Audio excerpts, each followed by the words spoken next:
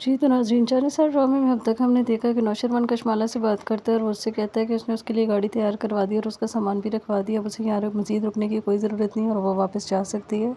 वो जाने से पहले तो मना करती है, लेकिन नौशरवान उससे कहता है कि वो अपना ख़्याल खुद रख सकता है। फिर दूसरी तरफ उस आदमी को दिखाते हैं जो कि ज़ुनैरा से बात करता है और वो उससे कहता है कि दुआ काफ़ी ढीठ है और वो उसकी बात मानने से इनकार कर रही है, लेकिन साथ ही वो उसको कहती है कि वो उसमें मज़ीद तशद्दुद करे और उसे राज़ी करे।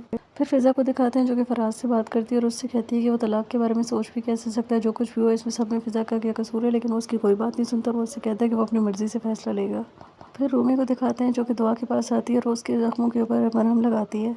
रूमी दुआ को समझाती है कि ये लोग बहुत ज़ालिम हैं और वो उनकी बात मान लें, लेकिन दुआ अपनी ज़िद पर अड़ी रहती है। इसके साथ ही वो उससे कहती है कि वो उसकी मदद करेगी उसे यहाँ से निकालने में, लेकिन दुआ उसका कोई एतबार नहीं करती। फिर रूमी दुआ को बताती है कि उसके साथ भी ऐसे ही धोखा हुआ था, उसे शादी के झांसे में फंसाकर एक बंदा यहाँ आकर बेच गया था। फिर रात को जब दोबारा रूमी दुआ के पास जाती है तो दुआ इसी तरह से बेहोश पड़ी होती है। वो दुआ को उठाती है और उसे पानी पिलाती है और उसे फिर से समझाती है। दुआ उसकी बात पहले तो मानने से इनकार करती है, लेकिन फिर वो कहती है कि मैं अपनी अम्मी की कसम खाकर कहती हूँ कि मैं तुम्हारी मदद करूँगी और तुम्हें यहाँ से निकालूंगी।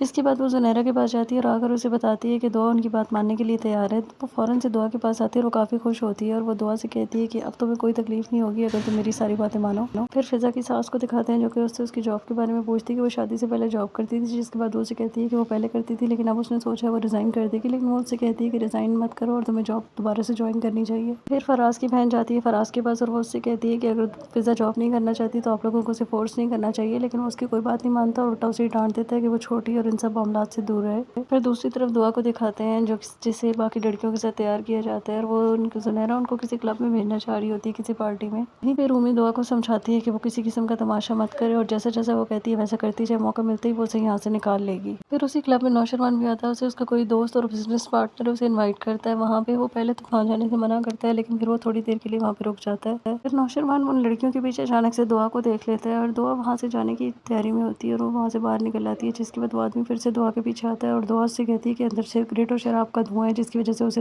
तंग हो रही है। फिर नौशरवान दुआ को वहाँ पर देखकर हैरान होता है, साथ ही साथ वो जाफर से कहता है कि वो दुआ के बारे में सब उसे पता करके बताए कि दुआ इन लोगों तक कैसे पहुंची। तो क्या नौशरवान दुआ को वहाँ से निकालने में कामयाब होगा या नहीं, ये हमें देखने को मिलेगा इस ड्रामे के आने वाले एपिसोड में। तो देखते रहिए ड्रामा सीरियल जानिसार और मज़ीद अपडेट्स के लिए मेरे चैनल को लाइक एंड सब्सक्राइब ज़रूर करें। अल्लाह हाफिज़।